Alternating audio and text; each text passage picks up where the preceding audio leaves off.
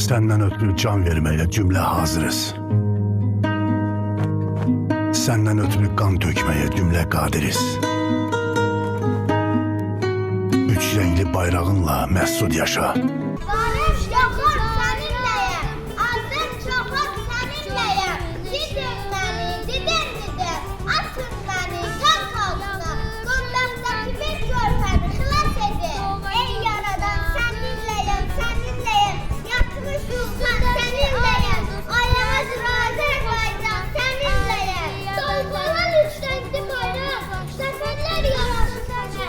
Sən dostlara güvən verin, qorxu saçırsan.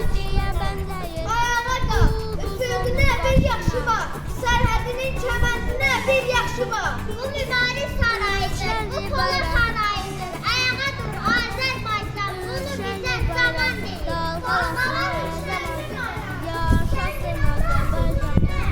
Xatəmiş şamatında, qulağına tərpədəndə. Dalğalan üç rəngli bayraq, gəlir şədalatında. Ləzayir fotoğraf, alqalan sərhəd zamanında.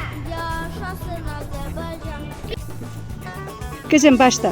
Oğluna can verən, can alınan döyüşlərdir bayraq. Bizə sərsəmlidir dayaqdır. Yolumuzun üstünə Minicik mühəssəni, işıq saçan ayaqdır.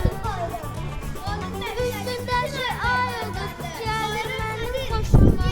Arzuya bənzəyir, ulduzların başına. Üstündə şey ayıdır, gəlir mənim xoşuma. Arzuya bənzəyir, ulduzların başına. Üç rəngli bayraq